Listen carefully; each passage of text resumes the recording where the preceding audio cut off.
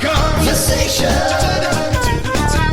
The Reaper is taking me to the devil's office! Oh, I'm so nervous! I never thought I'd get to meet my celebrity crush! Hello, and welcome to the Kongversation. I'm Hyle Russell. And I'm Gibbon. You are Gibbon, and... Oh, God. So... We have to do this episode, and I realize that, and these are the commitments I make when my job is DK Vine. I get that, Gibbon. So, first of all, thank you for being here, but yeah. I have to be honest, I don't want to be here. So right now, what I could be doing with my time, I'm recording this on the Friday night, October 11th, and this episode will be going up later the weekend, but I could be playing the just-released Ukulele and the Impossible Layer some more, which I'm really loving. You and me both, and yeah it's amazing. Or I could be watching the feature-length epilogue to one of my favorite television programs of all time, Breaking Bad, and the new movie El Camino. Could be doing that. Mm-hmm. But instead, I'm here with you, talking about Mario Kart Tour for mobile platforms. Oh, boy. And we'll get into it. You know, my whole life mantra right now is to not be overtly cynical for cynicism's sake. I feel like... Oh, you're going to be put to the test today. Well, you know, because I feel like as teenagers, we go through that cynicism phase, and then through your 20s, you go through it. And it's not something that a lot of people shake, and cynicism is seen as a virtue, when I feel like it's seen as a lazy substitution for actually intellectually looking at something. If you're cynical and just trying to be the objecting voice in the room, you're like smugly satisfied. And and that's not to say that criticism in and of itself is inherently bad. It can be a very good thing, but I try to actually see the good in whatever product I consume, especially when it comes to entertainment, because someone put a lot of hard work into this, and I don't like just blankly dismissing it because of any flaws, whether inherent or subjective. I don't like to do that. I like to say, well, here's what I liked about it, and then here's what I didn't like about it. And that's going to be hard. I don't know if I can live up to my new ideals, Gibbon. I appreciate your viewpoint there, being someone who works in the games industry myself. So I definitely appreciate you taking that stance, and I wish more people would do it.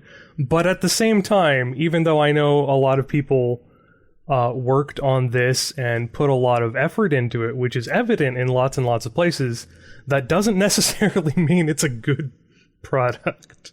So you can still admire their work while accepting that it's a thing that could use some changes. So, speaking of things that need changing, I need more money. So support DK Vine on Patreon, dkvine.com/Patreon. Your money helps make this absurdity possible. And I don't know if that's a good thing. I don't know if you're just enabling me, but it does help. And we give you prizes and rewards for just backing us at $1. Ooh. So check us out. $1 a month, like the lowest amount you can give, you're going to get free stuff in the mail. So it's a bargain. I'm proud of our level of commitment with what we give the patrons, because most people don't give anything. So I'm not just like looking for handouts here. I'm going to give you stuff in addition to the content I'm creating. So dkvine.com/Patreon. Check it out. And while you're at it, while you're really into the idea of helping out DK Vine, do whatever you can to help us get Nintendo President Shintaro Furukawa on the Kongversation for the Spotlight episode for Mario Golf Game Boy Color, coming later this month, Gibbon. So, you know, I have to ask. Yeah. Have you ever actually just asked him? No, but I have a crippling social anxiety. So, it's fine. If this doesn't happen, if I can't get him on the phone, if he doesn't just call me in a week, I'll probably just think he's another insurance company trying to, cold call me, because I get that like 6 times a day. But if Mr. Furukawa does not get in touch with me within next week, I might have to start looking into a backup plan. Because this episode is going to come, and I know everybody's looking forward to it, Mario Golf Game Boy Color. So, I have to start thinking. I have to put on my thinking cap and maybe come up with an alternative that would be just as satisfying as Nintendo President Shintaro Furukawa, the big fan of RPG golf games. Maybe. This campaign has been going on for around a year, and so far, I've got no traction on it. I think maybe one person, and that was Shane Marches, actually went to Twitter, and he just asked John Stamos if he would help. So I'm not really sure if that accomplished anything. There's still time, though. And you know what? I'm not cynical. I'm an optimist. So it's going to happen. It's going to happen. If it doesn't, you should totally ask the Golf Story guys. I'll have to ask somebody, won't I? Okay. Well, I asked you to be on this one. I asked you to talk about Mario Kart Tour with me. And you should view that as a compliment, because I could have asked a lot of people. Well, it's not like I put a lot of time into this game for, like, purely love of Mario Kart reasons. But yes, I have probably put more time into this game than a lot of members of the community. Definitely more than me. I think I got my review copy of Yooka-Laylee and the Impossible Lair day or two after this came out. So oh dear. Yeah, I definitely stopped caring very quickly. No, that's not to say I didn't play it. I didn't give it a chance, but at the same time, I stopped caring pretty quickly. So let's get into... Well, first of all, let me just relate a little anecdote. This is not really a fair criticism of the game in and of itself, but it was just so, like... Yeah, this is what I'm getting myself into. So I download the game. It's free to download on mobile platforms, iOS and Android.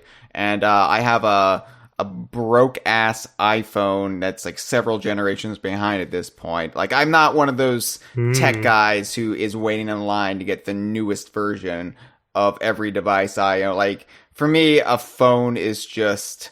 It's nice to have. I like to, hop on Discord or browse, my websites when I'm on my phone and away from my computer. I update social media when I'm away. So I use it, but I just don't need to have the newest thing just to say, look what I've got. I'm not one of those people. So that being said, it is an Apple product and it's several generations behind, so it's pretty fucking shitty at this point because it's a slow. brick with buttons. Yeah. And but luckily Mario Kart Tour works fine on it, so I downloaded it and logged in and tried to log in. I had to log in with my Nintendo account, and the Nintendo account is a funny thing. It's something I very rarely have to actually remember my password for because I very rarely use it. It's not like my Microsoft account where I'm always having to use it. It's much more specialized than that. So every time I have to do it, I have to reset my password because I don't know what password I used. Poor management on my part, but I log in, and then I guess to prove I'm a real person and not AI, I don't know. I had to prove that I was a real person by, and this is what it said. It says, select all images with a bus. And then it throws up 9 images, all taken seemingly from Google image search. I don't know. But images they look like traffic cams to me. And some of them probably are. And So I have to like find every image with the bus. The problem is, I am providing this picture to you in our episode document here, Gibbon. You can see like some of this is like vague and small. Like there are small images of a road, and I'm like, I don't know if there's a bus there. Yeah, I see a bus in this one. I see a bus in that one. There's something that might be a bus, but it's behind a tree, so I can't really tell. There's some motorcycles, but are there buses in the far horizon? Then there's like motorcycles, or did someone smudge the lens? Yeah. So these aren't high resolution images to begin with, and then it's just doubt takes in. It's like when you doubt yourself on a multiple choice Scantron test, you know, it's just like, wait a second. Does it mean this, or is it a trick question? So I failed this. I failed this test. This select all images with a bus to prove I was not AI. I failed it, and then I was locked out of the game, and I had to do it all over again. Oh God. Hyle is not Turing complete. Oh, so that put a bad taste in my mouth, but whatever. I got past it, Gibbon. That's my point. I got past it, reset my password, and I was able to pass the test, and I got into the game. So yeah, this is actually the first Nintendo mobile game that requires you to log in with your Nintendo account. Animal Crossing and Mario Run and Dragalia and all of those have the option of linking your account for some extra stuff. Yeah. But this is the first one to actually require it. Yeah. I never remember it because I never use it. It's, you know, or I never have to log in with it to new things. So yeah, it's like you're logged into your Switch and you never have to do that again. Exactly. At least with like the Xbox, I'm like logging into my Microsoft account for other reasons every so often. So anyway, small complaint, but yeah, Mario Kart Tour is actually developed by Nintendo. I just assumed this was done by some weird company who was handling this for Nintendo, but no, it actually seems to be developed internally by Nintendo. Oh, wow. That's surprising. Yeah, it was surprising to me too, doing this research. I was like, that can't be right. It doesn't feel right. This feels like an off-brand product like the Mario Kart arcade games, which are Mario Kart, but it's just off because I believe, Namco developed those? You know, that actually makes a lot of the business choices in this game make more sense if Nintendo developed this in-house. Oh, really? I'll get into why later. We'll get into that, yeah. It also makes sense why so many assets were reused from past Mario Kart games. This is really built heavily on the bones. They could have handed them off. Yeah, I know, but this is built heavily on the bones of the latter-day Mario Kart games, 7 and 8, I think, in particular. A lot of Mario Kart 7 in here, though. Even tracks, mostly Mario Kart 7 and in the reused tracks. But jumping ahead of myself here, I think we need to just get into it. We need to rip this bandage off. And and luckily we can move left and right, so the bandage should be able to come off. the game, how it operates, like how you get characters, how those characters are dispersed, and the microtransactions. This is the biggest, I think, stickling point, some sort of point that sticks. It's that with people, because it's free to download, which is good, but it's then becomes a very blatant cash grab, especially if you're a completionist or there's a specific character you want. Everything is behind a paywall. Yeah. I mean, you could play the game and not have to put real money into it, but it's such an infuriating way to unlock stuff that I think by design they want you to actually spend real world money in this. And yeah, the game is free, and I get that, but there's degrees to which this is acceptable. That's kind of why I say Nintendo making this in-house makes more sense, because most companies will pick like one infuriating microtransaction model, but this game sort of reads like a checklist of all of them. Yeah. So I can just sort of see Nintendo being like, we compiled research and here's like the 5 things. Let's do all of them, because this is like their first time and they don't know how to hold back, or if they even want to. You know, it's surprising to me.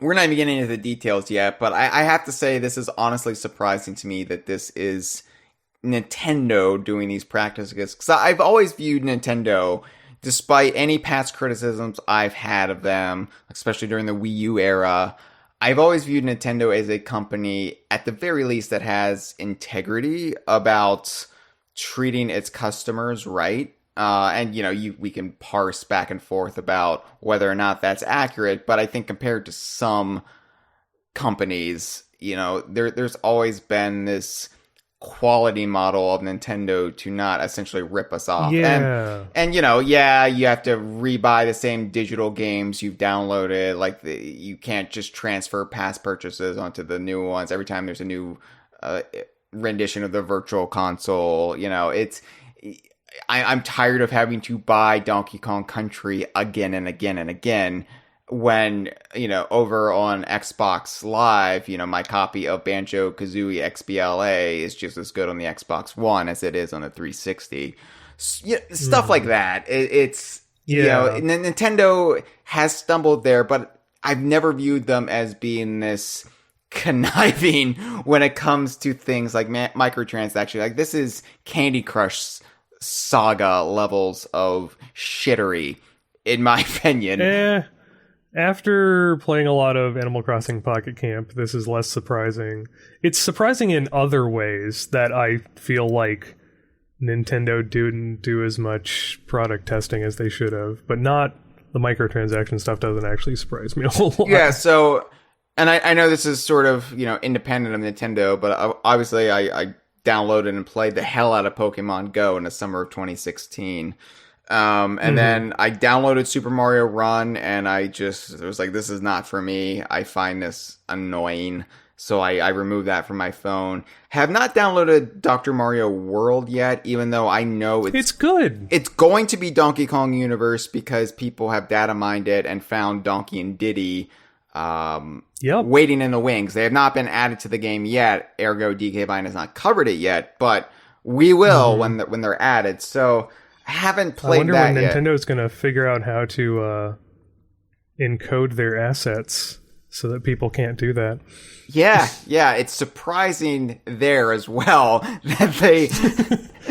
Because I've never viewed Nintendo as like leaving themselves open for stuff like that. Of course, I've never viewed them as doing microtransactions. So for people who don't know, iOS encodes automatically, and it's really hard to get an iOS installer package off of the system because of how closed garden it is. Android doesn't do any of that for you, and an APK is just a renamed zip file that you can open up and look at all the assets. Oh, okay. Wow. All right. I had no idea it was that easy. What people have been doing. So, no, it's literally that simple. Okay, wow. Which is how I've been pouring through some of the gory detail games for assets. That makes sense, yeah. Well, anyway, yeah. So, I think Mario Kart Tour is kind of a splash of cold water across my face. It's just to see how it's kind of... Pokemon Go was one thing. This is something completely beyond that. I'm very hot and cold on this. Yeah, I have good things to say about it, but the good things I have to say about it, I don't think they're going to tip the scale from these issues. So, okay. Gibbon, explain to the nice people how the game works. Like, you start up the game. You start up the game and you're immediately launched into a tutorial where you're made to pull the slot machine lever. In this game, it's the form of the literal magic warp pipe that DK Vine has fan-wanked about for so long, here in living color.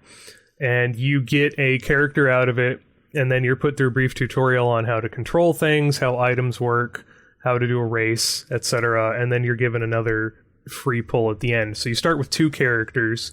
The most common ones seem to be like Toad, Toadette, and then Peach and Daisy. But you can get other characters in that. I know some people who were resetting hoping to get Pauline on their initial pull, like Tonya's brother. I'm so angry at him.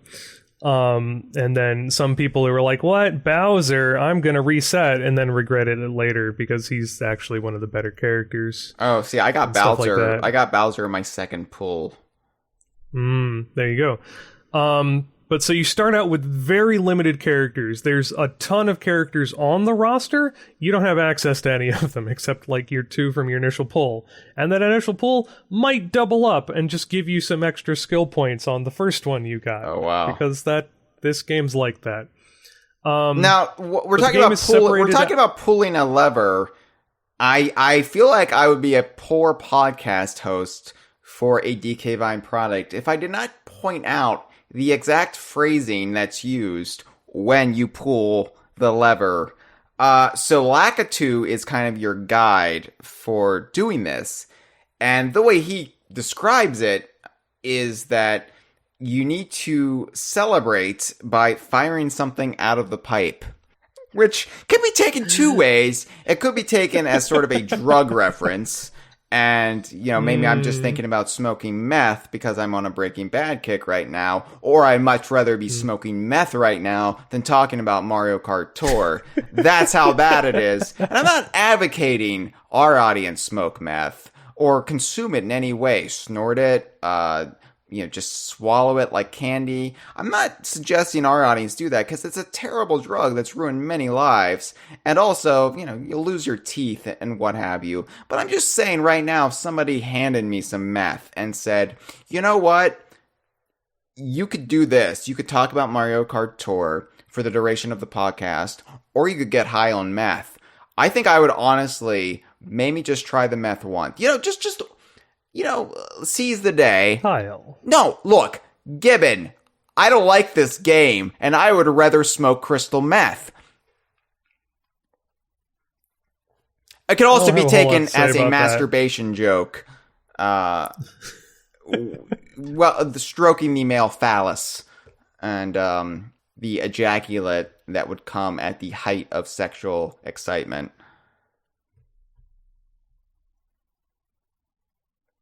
So anyway, the game's divided up into tours, as the title indicates.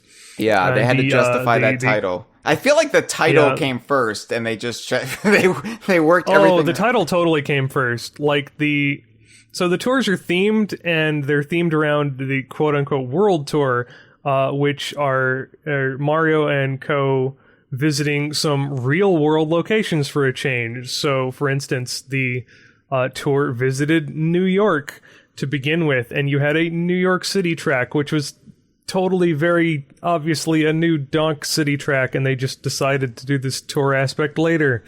Yeah, so we saw this in the one trailer right before the game came out, and we were like, oh, New Donk City! Wow, the New Donk City debut in a Mario Kart game is in this game. That's weird, but kind of exciting. And then it was like, it's New York City, it's Broadway. What? Yeah, I don't believe that. Then why do you have all this Donkey Kong shit up on the buildings? Yeah. Anyway, it's separated out into tours, and the tours are a variety of cups that are unlockable as you progress. Each cup is 3 courses and a minigame type challenge of some sort, which can be something innocuous as like get X number of coins while you drive around this track, or like challenge a boss character to a race sort of thing. Yeah. And you can pick the courses individually to do, but you unlock them by doing the previous one sort of thing. Each course you have the option of 50, 100, or 150 cc's, which grant more points, but the AI on opponents is better and stuff. And points factors into the number of grand stars you get at the end of a track, and which There's like placement points, bonuses for doing higher CCs, which characters you're using, which carts you're using and stuff. Everything grants points in this game, from drifting to picking up coins to doing jumps and tricks and using items successfully against other characters. There's points bonuses for everything, and each racer, cart, and glider has its own little modifier for, drift boosts grant extra points for this cart, or jump tricks grant extra points for this thing, or this character has a higher chance of getting this item, or they get more points for using this item, etc., etc. Yeah. And each course additionally has favored tiers of characters and carts and gliders to get you, pulling that old pipe to get more characters and carts and stuff, so that you have a wide stable of things to use, so you're best optimized on any given track. Grand Stars don't only unlock more cups, they also unlock progression bonuses, which are little prize presents that you open up, and they can have racers or tickets to increase skill levels and such, or just bundles of coins and even bundles of premium currency. So as Hyle was mentioning, you can just play the game and go through and not spend a dime and sort of eventually unlock everything. But it's going to be at a snail's pace, because the amount of experience for leveling up your racers is capped per day. The amount of coins you can get from free racing is capped per day. Everything in the coin shop is way more expensive than the number of coins you can get in a day.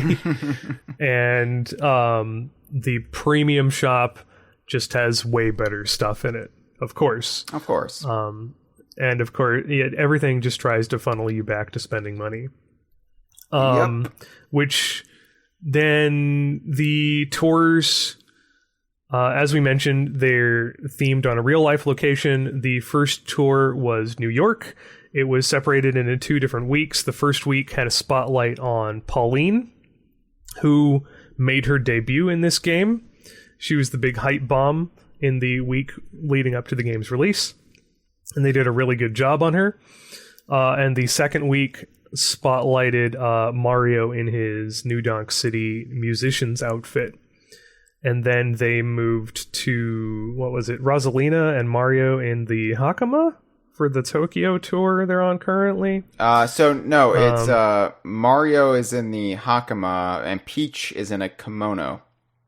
Oh, but I know they added Rosalina to the cast as well. So yeah, she's just in there as herself and not wearing any fancy clothes. Yeah. And her baby self. They've been a little... There was some, I don't know if deceptive advertising, misleading advertising going on in the weeks leading up to release. It made it sound like the costumed variants of characters would be an automatic thing when you were racing on certain tracks. So like if you were using Mario on New York Minute, he'd be in his New Donk City outfit. But when the game released, it ended up being separate characters that, of course, you need to pay separately for. Yes. Which I don't know why I'm surprised. Yes. Mario in a suit is a separate character from Mario in overalls. That is where we are.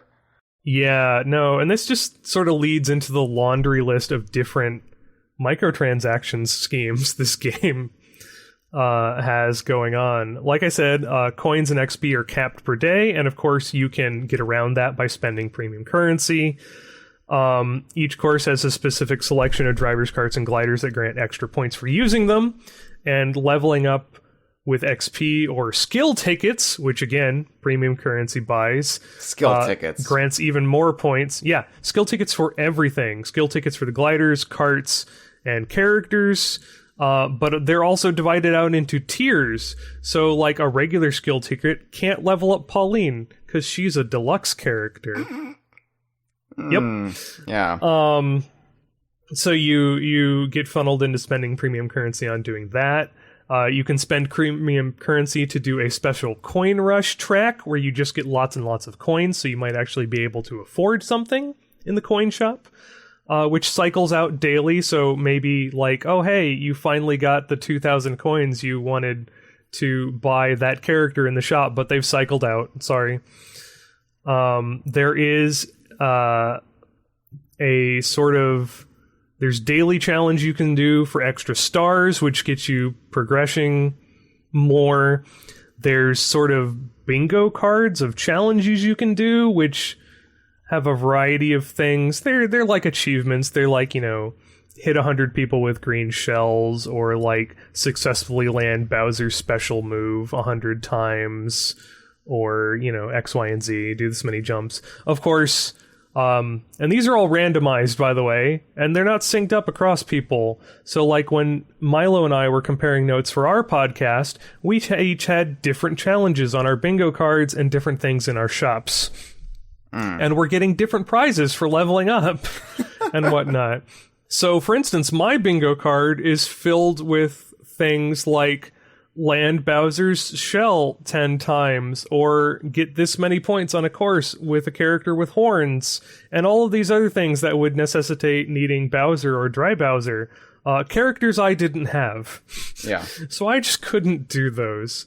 On top of all that, there's a Fortnite-style Golden Season Pass system, and if you're unfamiliar with that, Fortnite has a system where if you're not paying the money, you get some stuff as you progress through the rankings. But if you are paying the money for the subscription, you get just candy handouts everywhere.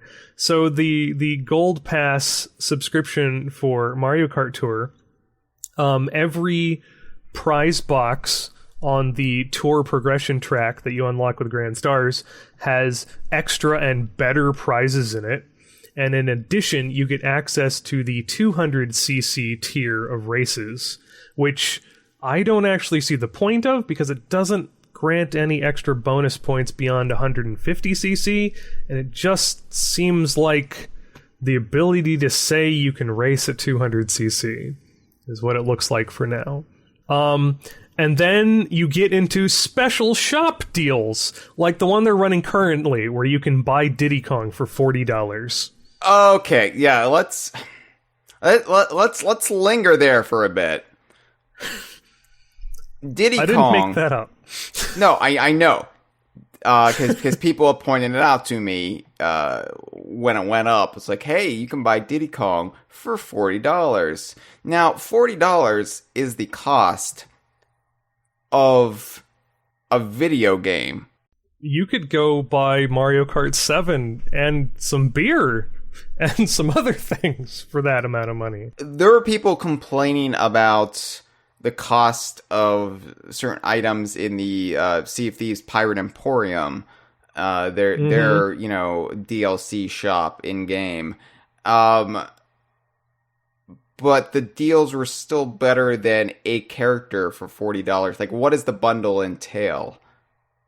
The bundle appears to be 2 large chests of rubies, which are the premium currency, which is a little amusing because during the closed beta, they were emeralds, and I think about 75% of the comments on the feedback forums were like, "You mean these Chaos Emeralds?" jokes in a Mario game. I kind of wish they'd left it as emeralds. And a singular character skill ticket, so you'll be able to level Diddy up immediately. Oh, well, that's terrific. $40 is what I spent on Ukulele and the Impossible Lair for the Switch. I know, right? Like, and yes, I granted, I know Mario Kart Tour, free to download, so spending $40 isn't outrageous. That's an outrageous price for a mobile game if you're going to justify like that. It was like, well, I got it for free, so I might as well pay $40 for this because that makes up for the difference. No, because that's still an absurd price for a mobile title. So I should also point out that Diddy's not even an uncommon pull on the pipe. I mean, I would like to have Diddy in the game just to have him. I'm not going to spend $40 for him, though. And I'm a crazy man who owns 4 copies of Ukulele and the Impossible Layers across every platform it's available for, when I don't even own a PlayStation 4. I'm a crazy man, Gibbon, and even I wouldn't do that. They need to get you a PS4. Well, yeah. Maybe they'll go down in price now that the PS5's coming out. Anyway, that's fair. But yeah, so yeah, just this like I was saying earlier, lots of games have like one thing they do. Like I was mentioning Pocket Camp earlier, the Animal Crossing game, which has drawn a lot of flack for its heavy reliance on premium currency, its leaf tickets. But that's the only thing it does. It doesn't do these like stupid bundles like this. It has occasional sales where it's like, oh, you can get this many leaf tickets for less than normal. But it's still just leaf tickets. Everything uses leaf tickets. All the systems in the game are built around this one microtransaction model, where this has like 3 or 4 going on. It's really, and it's like, yeah, it's really good to see that where the game lacks complexity in its gameplay, it more than makes up for it in trying to pick your pockets clean. Like, this is the most convoluted form of microtransactions in a single game I've ever seen. Like, I can't wrap my head around everything you just explained to me. It could be worse. Well, you sure. could have had to pay up front to get the game. Yeah, you could. Or, you know, the radiation from the game could give you cancer. I mean, there's a lot of things it could do that could be worse. Radiation from bananas can give you cancer, and I'm not even making that up. It's one of their units of measurement, the BED, the banana equivalent dose. Yeah, that should be a plot of a Donkey Kong game. I'm convinced it is the plot of Donkey Kong games. Like, K. Rool wants an alternative energy source from the Kremling source, the Tikis literally run off of it, the Snowmads have their own magic and they don't want competitiveness, which is why they're smashing the bananas. Like, it explains so much. How Wrinkly Kong died. Oh, yeah, that too. But yeah, so, yeah, just so much nickel and diming, or ruby and coining, or whatever, going on in this game. Yeah, and it would be one thing if the game was brilliant, wouldn't it? Like, it would be, oh, well, you know, this is the game of the year, so I don't really mind spending a small fortune in it, because what times I'm having in Mario Kart Tour, oh, like when Pokemon Go came out and I was like really into it, I admit I did pay for some the Pokeballs. Like I did, because I was having such a good time with it. It was such a social experience. Yeah, I totally dropped like $5 on some of the special egg containers. Yeah, so I could hatch more than one egg at once. It was like. And granted, like, I think the fun times with that sort of went away quickly, but for a couple months there, like, that was something that I think ensnared a lot of people, including me. Yeah, and the fun times went away with the summer weather. Yeah, pretty much. So, that's one thing. This, though, is just... The game is not fun. And I don't mean that as a slight against the polish of some aspects of the game. Yeah. But I have fun when I'm in a course on a track playing that track, but outside of the actual like driving my character around part of the game, everything else in it is horrible.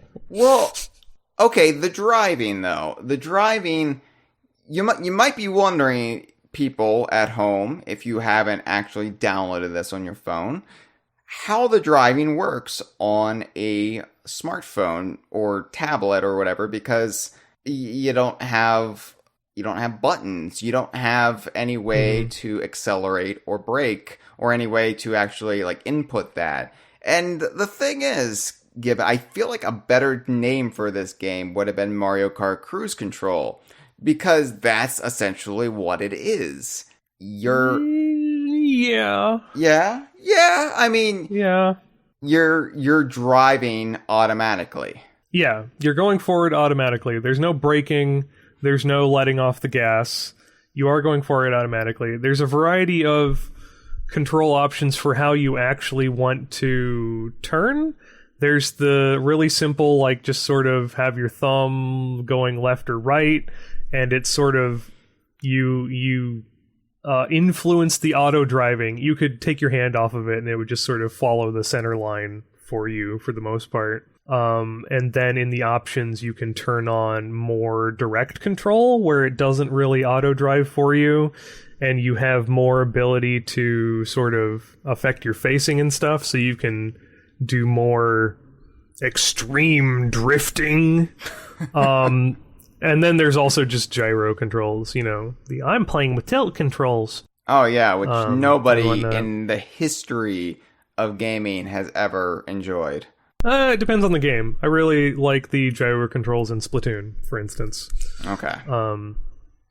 They use it for fine-tuning aiming, this similar to how you would use a mouse in a PC FPS. So it's good in that sort of context. What about Yoshi? Yeah, so there's a variety of control scheme. I really liked that game. And WarioWare Twisted. But yeah, there's a variety of controls, but none of them allow you to actually slow down. The only way to slow down is to get hit, which you don't want to do because, again, you don't have any control over your speed. So as such, it will take forever to get back up to speed. So even when you're like a lap and a half ahead, when you start getting stun locked by blue shells and lightning bolts and 5 people pass you when you're an inch away from the finish line, and you watch all of your Grand Stars go down the toilet, and you lose XP for doing so poorly in the race, you'll be very frustrated with that. Yeah, all the aspects that Mario Kart 8 fixed in the franchise, now proudly back on display, just to make sure you have to pay more money. Yep. Yeah, I was astonished when I realized this was what the game was. And we'll get into it. I really want to go into detail why I feel like this whole endeavor is a fundamental mistake. Why Mario Kart is so ill-suited for this kind of game, and why it's just astonishingly, unbelievably idiotic to me. Oh, before we move on, I wanted to mention that other aspects of the game are really simple, just tap on the screen stuff, that's how you use items. But there's also a new thing in this game, Frenzy Mode, where depending on which character you picked on a course, you can get double or triple the items out of item boxes, and on characters who are, have enough white privilege to get 3 items on a course, they can get, lucky 7s, 3 of a kind, and activate a frenzy mode where you just have an infinite supply of that item until the boost wears off. This can happen on any item in the game, including blue shells. Good times. Good times. And of course, like Mario Kart has done in recent entries, if you're in the lead, you only get crappy items. So you will never see any of those items that you might actually want to have frenzy on, and are often the subject of daily challenges. So you kind of intentionally have to do bad to meet some of those requirements. I bet Nintendo follows this up with Swift Kick in the Genitals Tour. So it would pretty much be the same thing. Except that, not as misleading advertising. Yeah. Just literally a game where your phone just drives itself into your nether regions again and again and again. I wonder what the themed course for that one would be. All right, let's get into the characters. Let's get into the good aspects of the game. And I feel like the character roster is the thing I can, at the very least, hang my hat on. I'm not wearing a hat. Yeah, this has but a way better character roster than it deserves. It's a shame that this is Pauline's Mario Kart debut. I really want to probe your thoughts. They did such a good job with it. I want to probe your thoughts about Pauline here, but the characters, now this is as of the time of recording. People might be listening to this in the future and be like, well, wait a second, Birdo's in the game. Well, that's because they added Birdo later. Right now, this is what the character roster is. She has been data mined. Well, yeah. Donkey Kong, Diddy Kong. This is Diddy's return to Mario Kart. In what was it, 12 years? Something like or that. 11 years? Like, was the Wii? Yeah, it was Mario Kart Wii, yeah. Which seems absurd, but wasn't in 7, wasn't in 8, which was astounding. And yeah, here we go. Mario is in it, obviously. Peach, Toad, Yoshi, Wario, Bowser. So the entire Mario Kart 64 cast sans one character so far. Daisy, Rosalina, Toadette, Bowser Jr., then Iggy, Larry, Ludwig, Morton, Roy, Wendy, Koopa Troopa, Lakitu, which I hate that Lakitu is a Mario Kart driver. I feel like that's just... I don't know. I feel like... Who's holding the traffic lights, Lakitu? I mean, there's more than one Lakitu, and, you know, if... Say TT can be an unlockable driver in Diddy Kong Racing, sure, whatever, but but he controls time and space. It just feels wrong. It just feels wrong to have Lakitu as a driver. Shy Guy, Dry Bones, and then we got Baby Mario, we have Baby Peach, we have Baby Daisy, Baby Rosalina, Metal Mario, Peachette. Peachette is in the game. Yes, Peachette. Dry Bowser, and then we've got the weirder clothing variations. Mario in his Big Ape City musician garb, considered a separate character. New Donk City. Yeah, or New Donk City. Sorry, Donkey Kong Land bias speaking. Yep. You know, I gotcha. I'm one of those. This is all the same city truthers. Oh no, I believe they're different cities, but I'm just so used to saying Big Ape City, I can't retrain my brain to say New Donk City. So yeah, and I'm proud to have that mental deficiency. I'm proud to have that flaw. I just assume it got renamed after Pauline figured out how to harness the radioactive power of moon bananas to rejig the city. Okay, well. I'll let you believe what you want to believe, and I'll be over here with my own theories. Then we got Peach in the kimono, Mario and what was it again? What was that robe he was wearing? Hakama? Hakama? Yeah, okay. And then we've got Pauline. So Gibbon, as maybe one of the biggest Pauline fans, well, you're definitely the biggest Pauline fan I know, but probably one of the biggest Pauline fans on the planet, and honestly in the universe, because I can't imagine many Pauline fans off of Earth. What do you feel about this? Because I've been wanting Pauline in a Mario Kart game even back before Pauline really resurfaced as a character. It's ridiculous how much care went into her. Like, to begin with, it's a new render. They didn't borrow this from anything, and she's not just a reskin of, like, Peach or whatever. So she's got a completely new render. They gave her one of the New Donk taxis as her signature cart. Unlike Mario Tennis Aces, which reused Mario Odyssey voice clips, they actually got someone in to record new voice lines for Pauline for this game. And we're not actually sure who that is. But she says new stuff. They gave her the Lucky 7 ability for her special ability, where she gets 7 items at once that all go off at the same time. They did a little mix of 1-Up Girl for her theme, and of course, you've got the totally not New Donk City track that just they did such an amazing job on this, and I spent a week and a half basically pulling a lever on a slot machine going, is she here yet? I need to write an article. Just give me Pauline, please. They spotlit her. She was the banner character. They were hyping it up on Twitter a lot. Pauline was the face of the launch of this game, and it's still mind-blowing that it finally happened, but it happened on this game. If it makes you feel any better, Gibbon, I'm sure you're not the only person who spent a week and a half pulling a lever for Pauline. Yeah. To give you an idea, they're legally required to disclose the odds on these gacha mechanics now. Oh, really?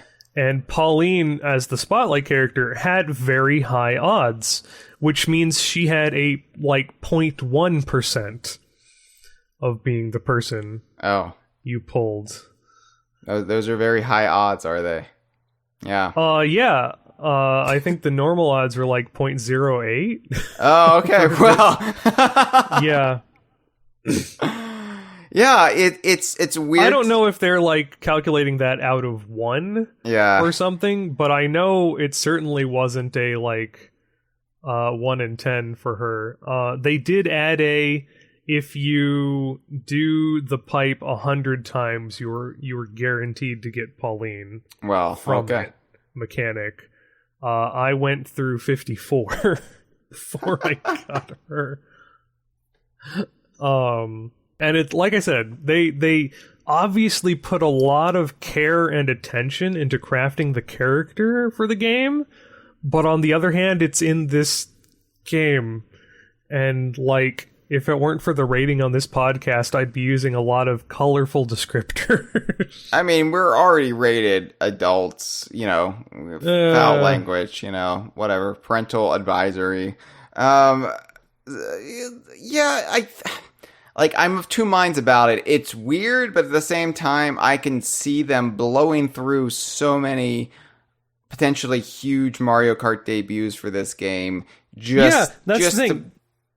To shake people down. Because of the style of the game, it's been out for 4 weeks, and they've already released 4 new characters like Pauline and New Donk Mario and Japan Mario and Japan Peach, and it's if they're gonna be adding someone new to the roster, even if it's just a variant costume of somebody, they're gonna go through Mario's 50 Mario Odyssey outfits, but they're also gonna add the entire back roster of Mario Kart characters. I wouldn't be surprised if we see Funky before the end of the year.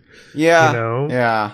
And I assume it's inevitable that they'll get to the guest characters like Inkling and the Animal Crossing people and Link and whatnot.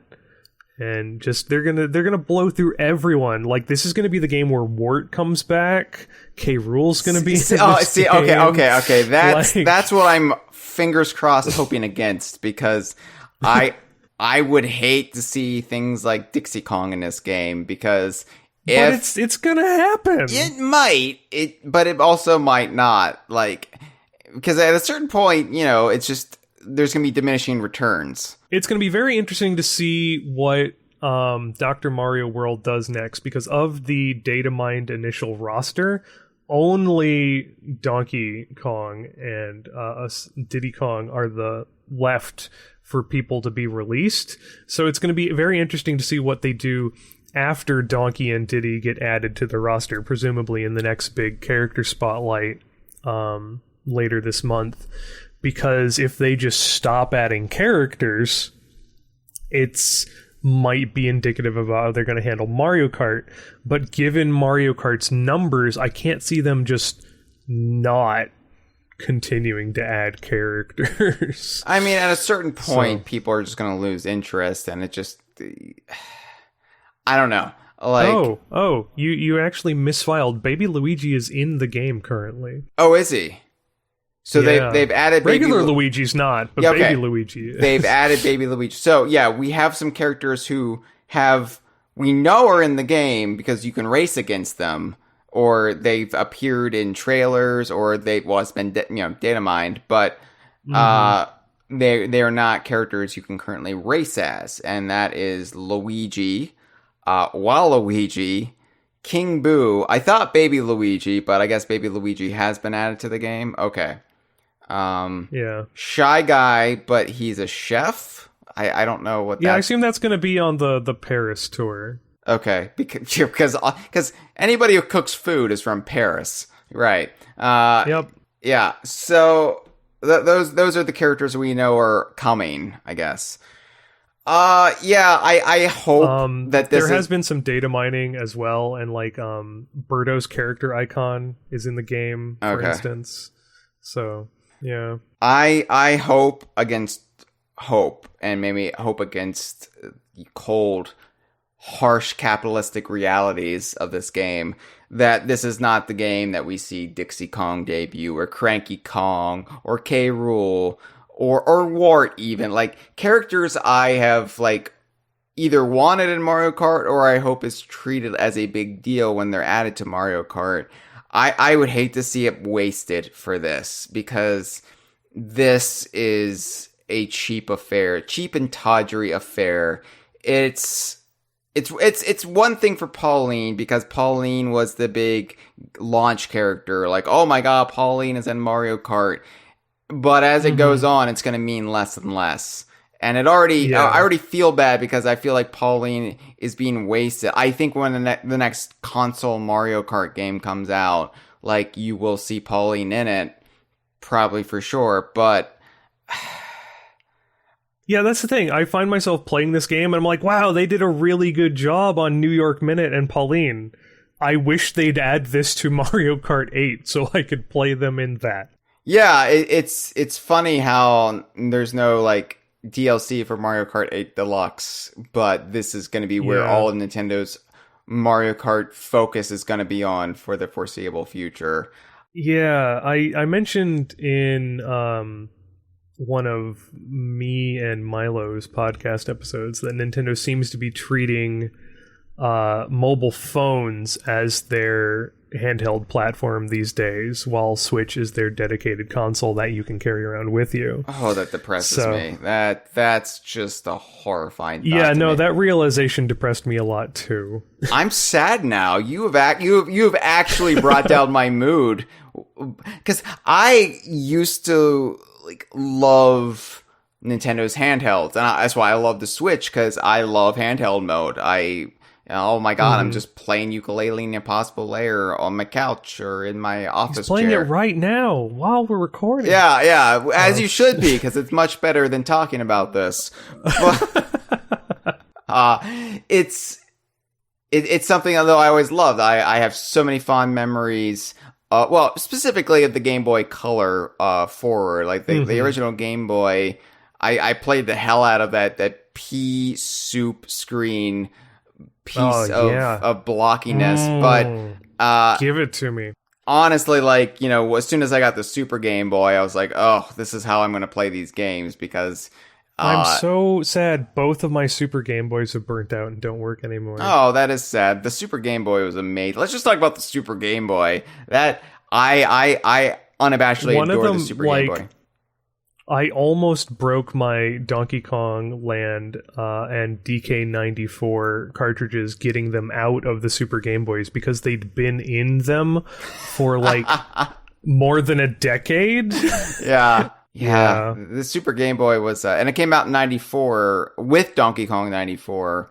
Donkey Kong 94 was the launch title. But then it was 95 Donkey Kong Land, and that is how I played the majority of Donkey Kong Land, save for like car trips. Yeah. But anyway, I love Nintendo's handhelds up through the 3DS, and to think that this is now the equivalent of it, with the Switch being the like they've console. put out Mario and Dr. Mario and Mario Kart now. There's Animal Crossing and several Pokemon Super games. Mario Run. There's their new RPG franchise, Dragalia Lost, Fire Emblem. There's talks of putting some sort of Zelda game on mobile. Ew! Yeah, there was talks of doing some sort of card-based Zelda RPG, but I don't know how much of that was speculation and how much of that was actual thing. But yeah, it's just like, if you look at what Nintendo has put out on mobile in the last like 3 years, they're treating it as their handheld platform that they put out first-party titles for. Makes me long for the days of Zelda Game & Watch. I know, right? Alright, well, character roster is pretty good. Yes, it's loaded up with the Koopalines, Koopa Kids, whatever you want to call them, and the baby characters. But I think by and large, it has still a diverse roster of characters that Mario Kart 8 was lacking. Diddy, obviously Pauline is a huge addition, and this roster is better than Mario Kart 8, I would argue. And that is so like, frustrating. there's still to me. 5 versions of Mario on the roster. Yes. But at the same time, like, I feel like that was an issue with Mario Kart 8 because there were some very obvious holes on the roster, namely Diddy, Birdo. And it just felt like they were filling it with nonsense. And then the DLC characters came, and I was like, well, great, we have Link in Mario Kart, but we're still missing these huge characters from past Mario Kart games. Yeah. So I feel like, well, they got it right here, but also it was just out of sheer greed that they got it right here. That depresses me. The stages, the tracks, whatever you want to refer to them as. So New York Minute, as we've been talking about, it is basically a drive through Broadway. And I've not actually compared it. Because I have driven around Broadway when I was in Manhattan and drove into Manhattan, which was a weird experience to actually drive my car through Manhattan. Not as terrifying as you would think. It was very easy to navigate, considering how much of New York City is ingrained in most Americans' consciousness. Just from consuming it in media, I was able to find my way around just relying on, Home Alone 2, Ghostbusters. Okay, I know where I'm at. Nice. Yeah. And I befriended a nice pigeon lady, too. So it was a very happy day for me. But we've got New York Minute, which... Yeah, I think that started off as New Donk City, but you're right. Then they like just changed it slightly to fit Broadway, or they added Manhattan. the Statue of Liberty. Yeah, well, isn't the Statue of Liberty going to be a separate track that's coming? The Statue of Liberty is in the background of New York Minute, but it's probably the lowest resolution asset on the course, which makes me believe it was added later. Yeah, I believe there's a Statue of Liberty track like closer to the Statue of Liberty that they also like have teased. There is Tokyo Blur, which is the Tokyo track. Why is it called Tokyo Blur? Because they have to have catchy names for all of these. They couldn't have just called it New York or Tokyo. I'm surprised they New York Minute at least is like a saying. Tokyo Blur is, I don't know. They couldn't go with Tokyo Drift or is that? Tokyo Blur is also not as well designed a track as New York Minute is. I feel it's more sort of thrown together with less polish put into it. Maybe they did it drunk, and then that's the explanation for the name. So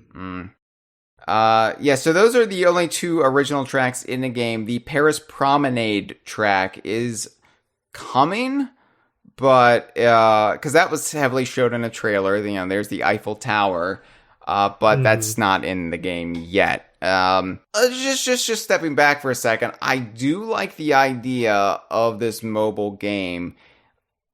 I almost wish it was exclusively like real world tracks and it didn't have past Mario Kart tracks in it, because that would be a cool hook. Yeah, that'd be sort of interesting. Yeah, okay, so this is now. Granted, you can play Mario Kart as it stands now on the Switch, and you could on the Wii U and the 3DS and you could play it with people around the world. So like the whole thing is, you're playing with people around the world.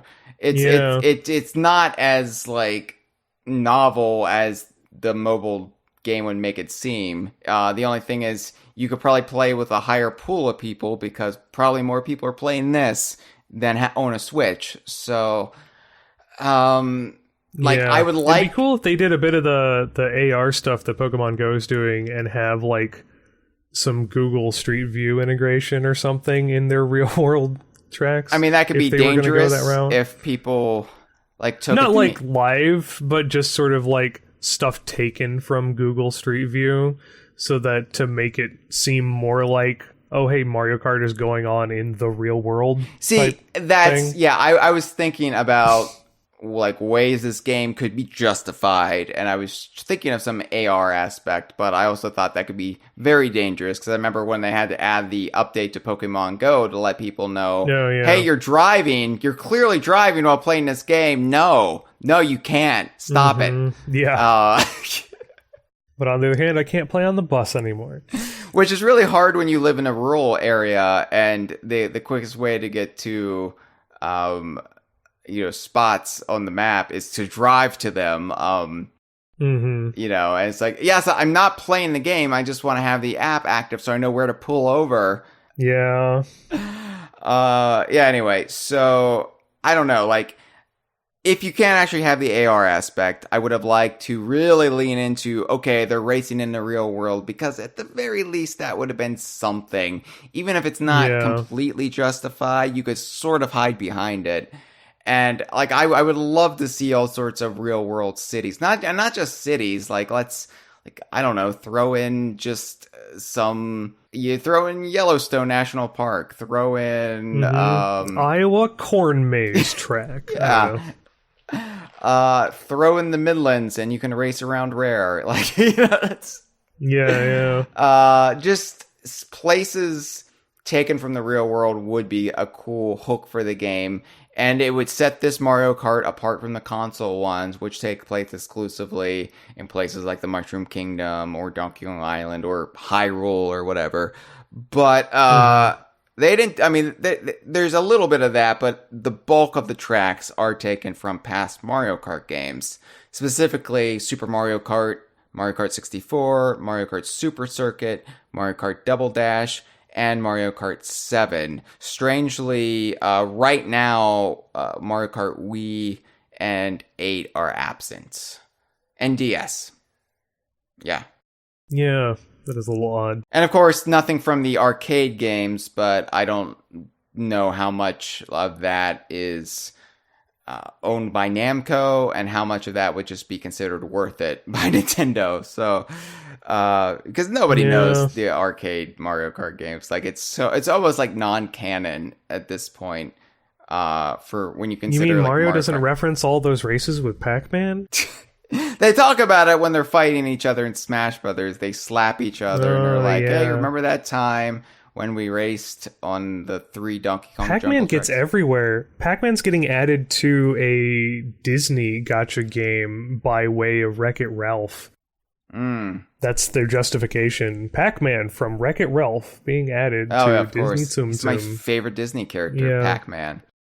Better than Donkey Kong from Pixels being added to something. Oh, God. The vomit, I just tasted a little bit in the back of my throat. There was a Pixels tie-in game that I forced myself to play for DK Girder just because there might have been some Donkey Kong stuff in it, and I was a couple hours into the game before I discovered that Nintendo had not extended the license to this tie-in game at all, and I gladly uninstalled it and never thought about it again until this point in time. Was Pac-Man in it? Yes. Yeah, okay. Yeah, Pac-Man is looking at Shovel Knight, and he's like, I gotta be relevant again, and this is how I do it. This is how I do it. I've gotta put myself out there and just shamelessly horror myself. Gotta go on the street corners, yeah. Yeah, to make it in a city, you've gotta shake it. So... Waka Waka. Super Mario Kart, the tracks taken from there are Mario Circuit 1 and 2, Choco Island 2, and Rainbow Road. I hate the naming conventions of the Super Mario Kart tracks. I just hate the naming conventions of this game in general. Well, of the series in general, because now you get stuff like, oh, it's Rainbow Road, Game Boy Advance. I'm fine with there being a Rainbow Road in every game, but it is silly that there's like Mario Circuit from... like Mario Circuit 2 from Super Mario Kart, not to be confused with Mario Circuit from Mario Kart. Dash or whatever. Yeah. Double Dash or Mario Kart 7 or it's Mario Raceway in Mario Kart 64. But like Mario Kart 8 Deluxe has like 4 different Rainbow Roads in it. Yeah. And then there's how many Bowser Castles have there been? Oh God. Yeah, from Mario Kart 64, there's Koopa Troopa Beach and Calamari Desert. Which I guess Calamari Desert, that's a good one to pick if you're like, that's iconic. Yeah. Super Circuit has Bowser's Castle 1, but Not to be confused with the Bowser's Castle one from Super Mario Kart, which was also in Super Circuit, but the Bowser's Castle one that was original to Mario Kart Super Circuit, just to be clear. Mario Kart Double Dash, you got Yoshi's Circuit and Dino Jungle, which is just interesting. The almost Diddy Kong Racing tie-in. I mean, the history behind Dino Jungle, considering Diddy Kong in the game's code, it's listed as his track, and then you're like, well, did they do that because it's just a jungle and they just applied it to Diddy, or did they do it as a deliberate Diddy Kong Racing homage? Because that would be weird for Nintendo. Well, Mario Kart does have a history of acknowledging spin-offs, like the Sherbet Land course is a Wario Land track. Nobody knows that or remembers that, but that is a thing.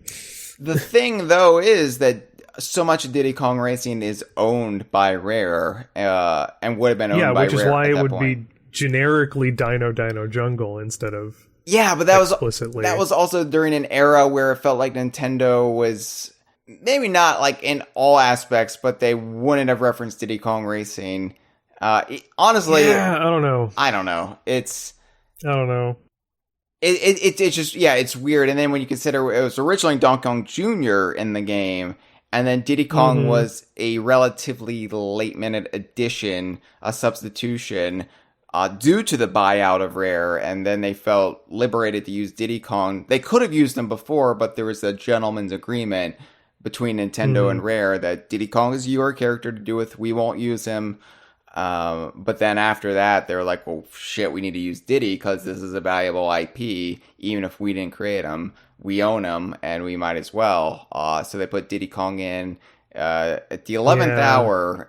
And, of course, Donkey Kong 64, his model is still in the game, and you can see it cheering in Waluigi Stadium. He's in the bleachers. Which I just take to be a bunch of random Kongs from Donkey Kong Island cheering on. Yeah, it's the drones, same as from the Game & Watch Gallery games. Yeah, well, I like to think Game & Watch Gallery 4 at least, that was just many versions of Donkey Kong Jr. plucked from different points in a timeline. Very Into confusing. the Donkeyverse. They're all jumping out of that burning building, just pissing in the time stream. Why not? And then Mario Kart 7. We got on a Dino Jungle tangent there, which I would much rather talk about Dino Jungle for 2 hours than to talk any more about this game. 7, it pulls the most from 7. And I think that's because this game pulls the most from 7 as far as concepts go. Structure. You got Toad Circuit, Daisy Hills, Cheap Lagoon, Shy Guy Bazaar, Mario Circuit, fuck you, Rock Mountain, and Neo Bowser City, which is the Blade Runner ripoff.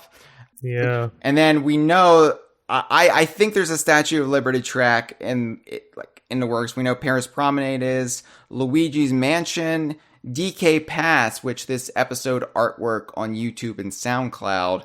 I pulled the image from the one trailer of DK in DK Pass, but DK Pass is not in the game right now. And then Waluigi Pinball, everybody loves Waluigi Pinball. Of all things, yeah. But it's not in the game yet. I guess. Yeah. It's not in the game yet. And then on top of that eclectic mix of tracks, each track has 4 different variations. There's the normal version, and races are only 2 laps in this game. So if you get boned by someone behind you getting a blue shell in the middle of lap 2, well, guess what? There's no time to recover for it and you lose. There's the reverse or R version of tracks where you do the track backwards. There's the T arrangement of tracks where the track is usually laid out with like a lot more things to boost or jump off of for lots and lots of trick bonuses, and it's generally much easier to get a higher score on these variations of the tracks. And then of course there is the RT or reverse trick arrangement of the track where you're going backwards, but the course has been adjusted with lots of ramps and jump stuff in it and stuff like that. So for all of those tracks, we just went over the times 4, basically.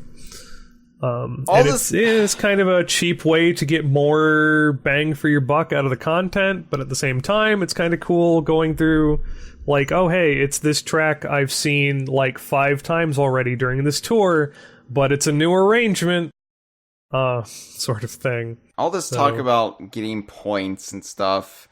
Just, remember when racing was about getting in first place? I know, right? Also in the lurch is the actually play against other real people mode of the game. It's coming in an update. One of the first things they said on Twitter was, yes, it's coming. The option for it is in the menu, but is grayed out currently. You can't select it.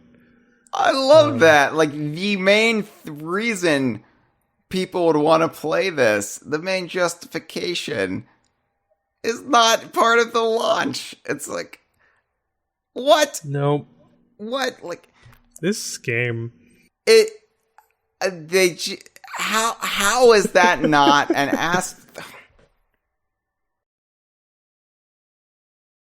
I'm at a loss for words. Like, that is just fundamentally baffling to me. That right? should be the main selling point of the game. What is the main selling point of the game? I don't even fucking know. I'm not sure. I think it's like, I've had a number of people look over my shoulder and be like, holy shit, are you playing Mario Kart on your phone?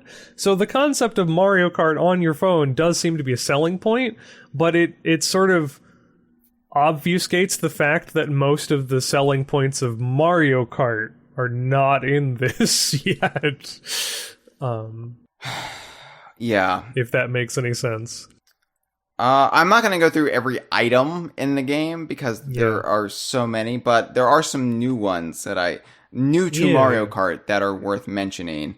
The big one for DK Vine's sake are banana barrels. Banana barrels, and I really hate this item. These are barrel cannons that fire banana peels. That you are not immune to. No, so it seems like firing a gun that can spray bullets back at you. It's just the number of times I've gotten the banana barrels as a frenzy. And Diddy's just furiously wanking off bananas as fast as he can possibly jerk. And I'm just slipping and sliding everywhere because I've made a mess all over the track. And it's just like, Diddy, calm down. I know you're happy to be back. But give it a rest. That's sheer poetry you just described. Yeah, On the other hand, it did get me my, like, affect 100 people with bananas achievement really quickly because like 70 of them were just me. that is Diddy's item. So every character, similar to Double Dash, has an item that they're suited for or whatever. Like, and that's Diddy's. And the other new items are bubbles, which are the specifically the items for the baby ladies.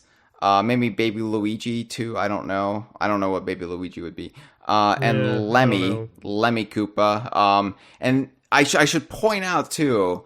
Speaking of Diddy Kong Racing, these are different than how the bubbles work in that game because there you could upgrade the green balloons to get bubbles, and they were also dropped by the Sherbert Island boss. Was Octopussy or Bubbler? Bubbler is it? Yeah. And he drops the bubbles that will trap you and you'll get stuck in them for a while. The bubbles have a different purpose here, though. They're more like the shield. Like they're a protective thing. It's essentially They also bounce a little bit. Like instead of running into edges, you bounce off a little bit.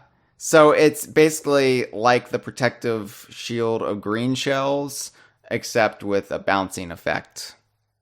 Yeah. Or the shield of red shells, or the electricity shield from off of Diddy Kong Racing, except you bounce a little bit.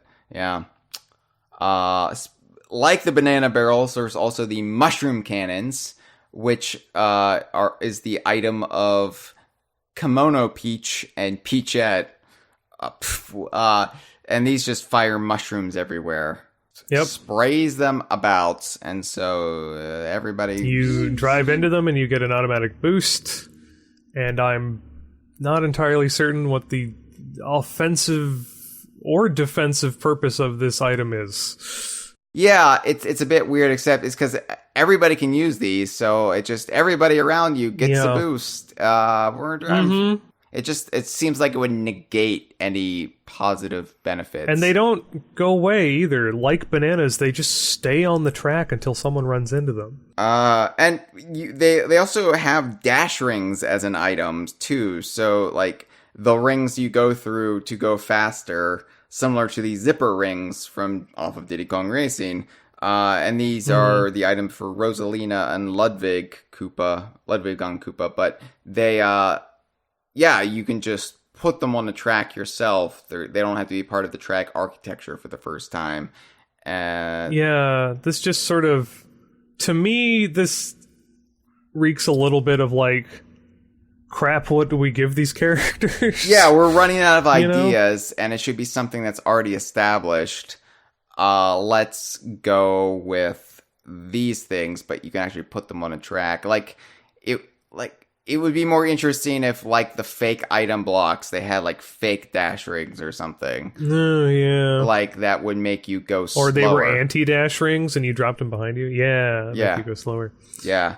Then the final new item are coin boxes, which is the item of Hakama Mario, whatever. Fancy Japanese robe Mario.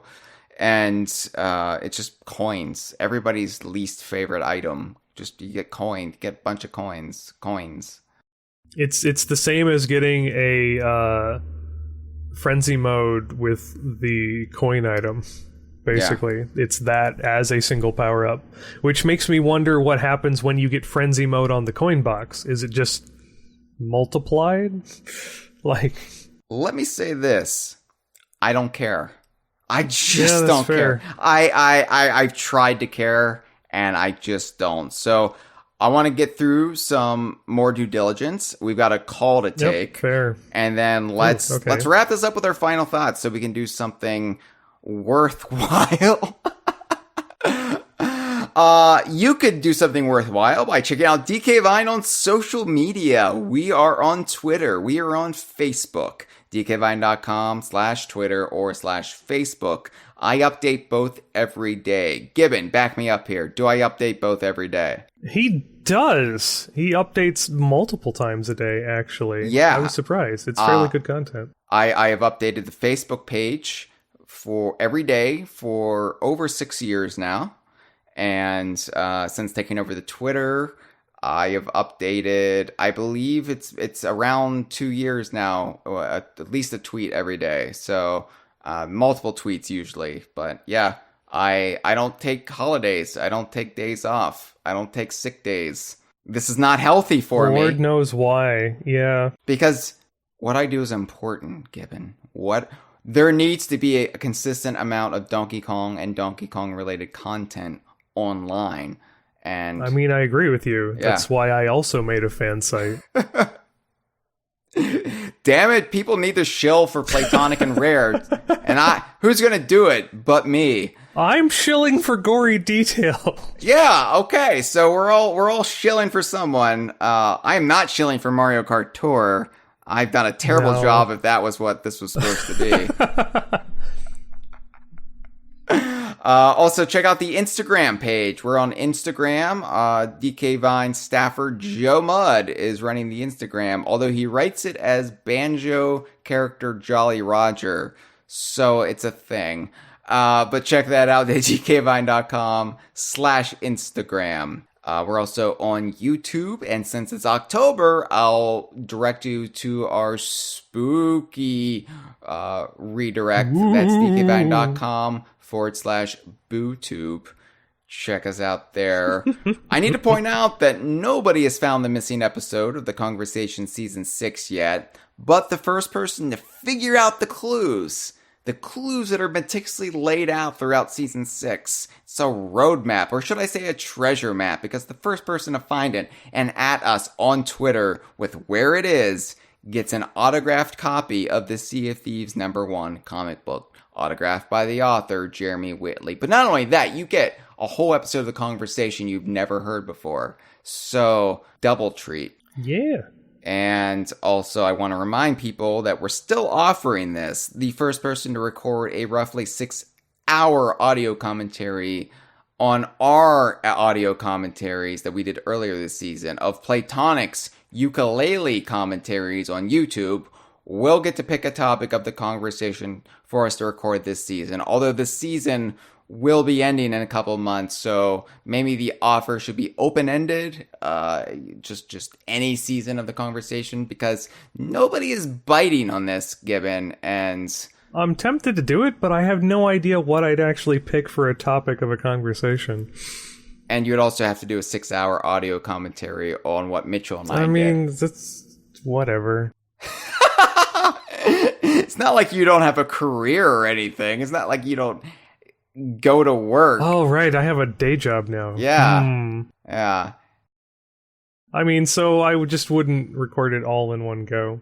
I'd also want to put a spin on it, like comment on the commentary as if it was a different game and ask why you're getting all these things wrong. I don't know. You could just play Mario Kart Tour while you're doing it. Why would I do that to myself? I'd run out of stuff to do. It would just be a string of expletives, pretty much, and then you would you would get locked out, and you'd be like, oh, well. Yeah, did I not mention I literally ran out of stuff to do in the game? I ran out of daily login bonuses because those are limited, apparently. I did as many of the challenges I can do with the characters I have, and I have no current ways of getting more premium currency without paying for it. I ran out of tracks to do and got like max or high points on everything, so I can't get any more stars, and there's nothing to unlock with more stars anyway, because I already got everything. Pretty much the only way to get more stuff out of the game right now would be to pay for it, and it would just be more characters, but no new tracks or anything to do. Well, I guess there is, because the new tour just started a couple days back, but like before the Tokyo tour started, I literally went the better part of a week having already completed everything there was to do in the game and having no reason to actually log in. Great game. So let's see if this call from our one caller this week agrees with our assessment that this is brilliant. That there's nothing wrong with Mario Kart Tour. All right, here we go. This is Chris. Hi, Hyle and Instant Messenger Gibbon. Today we are celebrating our first impressions of Mario Kart Tour. Mario Kart.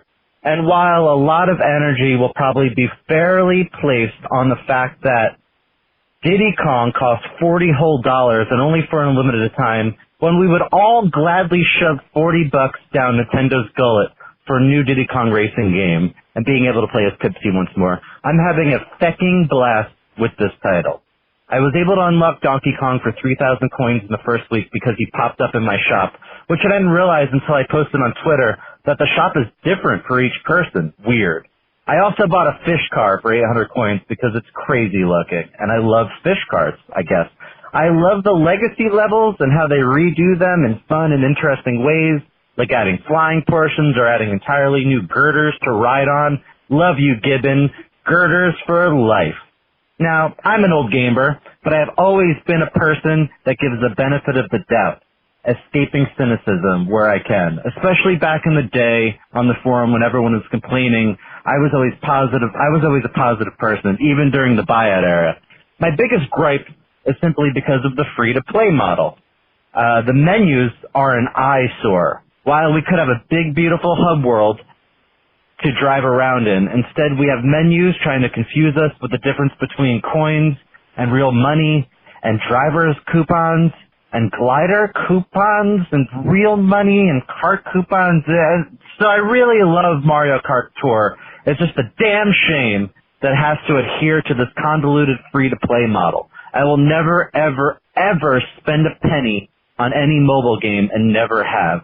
But I am still in love with this game. I think it's great. I can play Mario Kart for free wherever I am at any moment. It's incredible, and I don't need to lug around a Game Boy Advance to do it. Meow. Well, thank you for the call, Chris, formerly Blank Time Caller. He's out on himself. He's on Twitter now.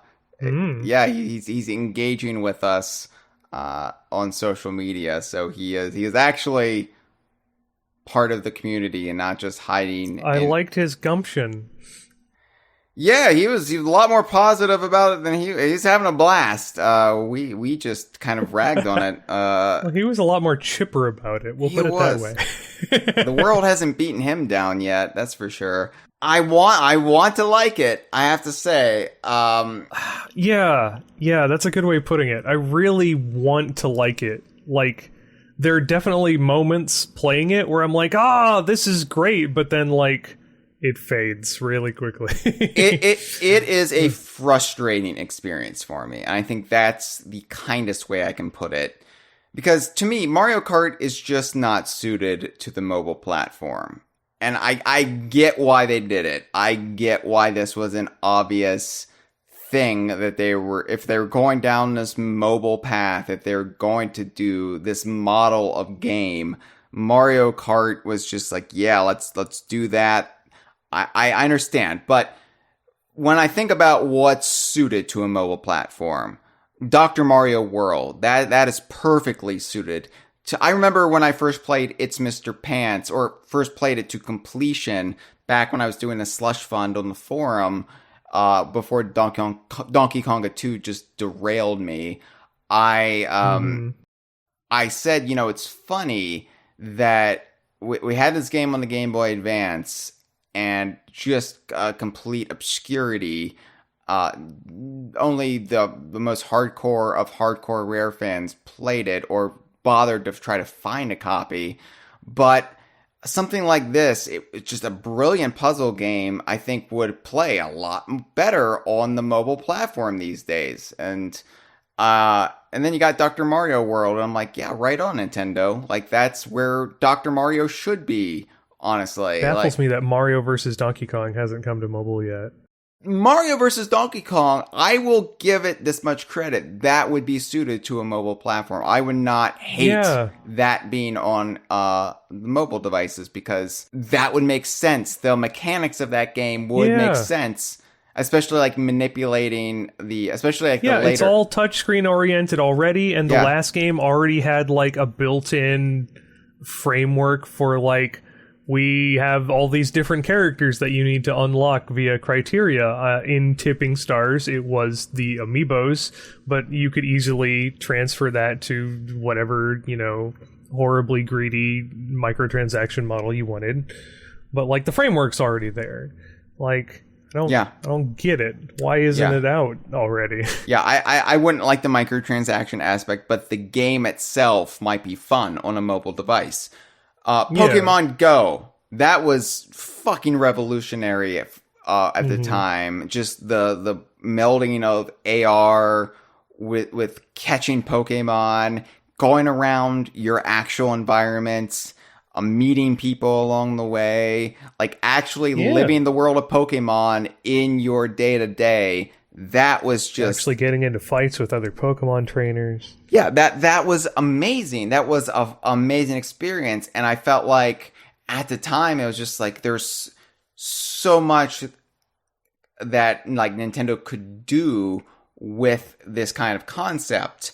And I feel like they've regressed a little bit, or they're not being innovative when they think of what we can put on a mobile device, or how can we take a property and best serve it for the mobile platform. And like you saw a lot in the interviews about Super Mario Run about how they took a lot of time and market research and just trying to find the best way to translate Mario's platforming mechanics to mobile, and they wanted to sort of preserve the integrity of the title, which is why it's a premium title and not a freemium title. And then you come all the way to Mario Kart Tour, which, like I was saying earlier, seems like a laundry list of how many different forms of microtransaction from the rest of the industry can we fit in one game.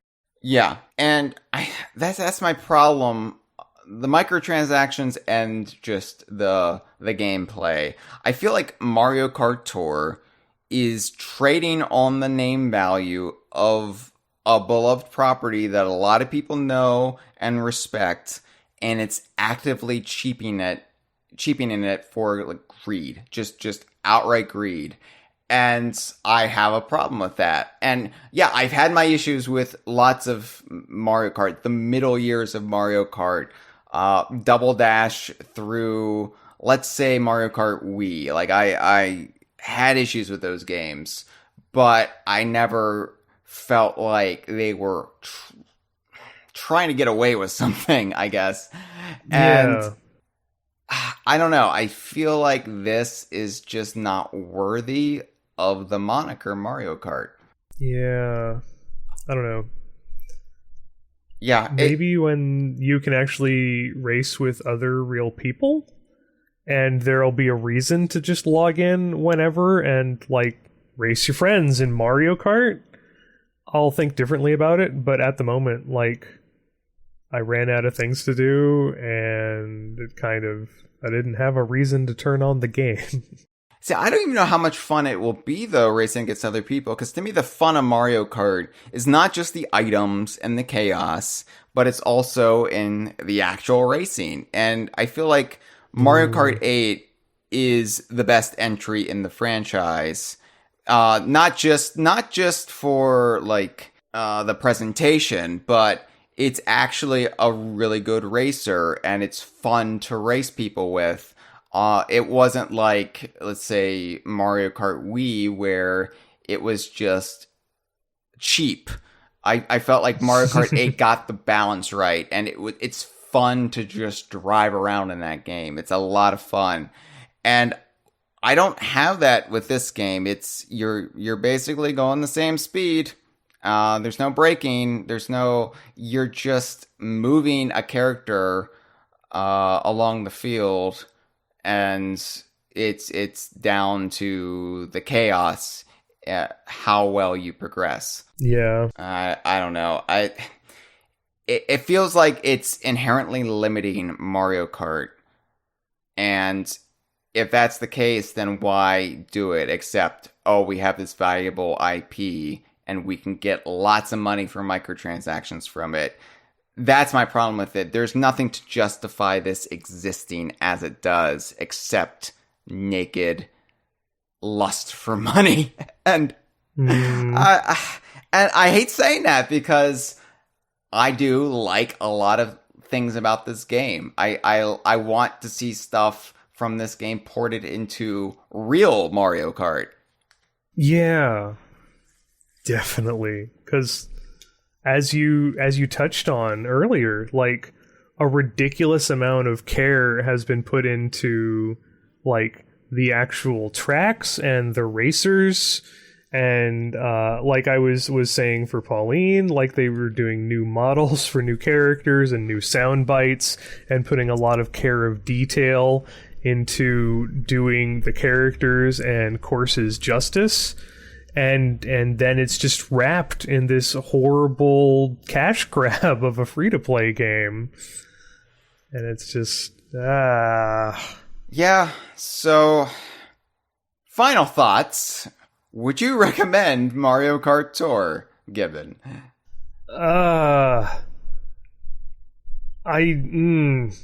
Probably not. Like, if you have... I would recommend that you try it out, but I wouldn't spend any money on it. And, like, it could be a fun diversion to play, like, on the bus, but this is not a game that you want to invest time into. Yeah, I'll say this much. I'm never one to, like, outright get people from not getting a game, especially since I'm a completionist. If it has Rare's Donkey Kong in it, I've got to do it. So, of course, you know, I don't regret having this on my phone. It's just not something I'm reaching for often. Also because it drains my phone battery like a motherfucker. And there in the settings, there is a stop draining my battery like a motherfucker checkbox. Oh, is there? Oh, okay, I missed that. Yeah, does that cost $40 to activate too? Fortunately not. Okay. Yeah. I don't know. It's free to download, so at the very least, if you have the space for it, go ahead and do it. Just be leery about what you're getting yourself into, and know that basically, you might have a good time if you approach it from the right mindset. And maybe I haven't. Maybe I expected more. Yeah. I don't know. Maybe like my newfound optimism towards life was my downfall with this game, because I was expecting too much from it. Maybe if I went in with low expectations, I would have been pleasantly surprised. I found that as a thing I boot up when I'm like waiting in line at like Qdoba or on the bus or something, where I only have like 5 to 10 minutes to maybe do like a race or two, and then put down and forget about it for the rest of the day. It's a really fun micro experience. But if you try to approach it like a console Mario Kart title, as something you sit down and play for an extended period of time, it's going to be horrible. Yeah. So yeah, I guess, and maybe that just speaks to mobile games not being the way I game typically, and neither are they the way I game. And I feel like it maybe for the casual audience, the people who don't listen to blabbering podcast about fictional apes, maybe for those people this is like manna from heaven. Maybe this is like, oh yeah, this is amazing, because I don't want to say they don't know any better, but like for the way they game, this is perfect for them. And maybe this is just not the game for us. And maybe all of our criticisms and critiques are meaningless because we are not the intended target audience for this game. I don't know.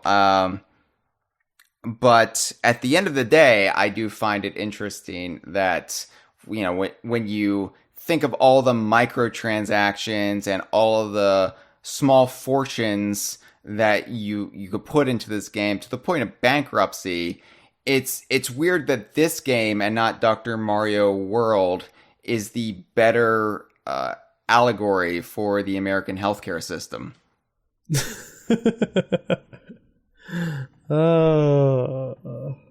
This has been a File 2 production. Que rico.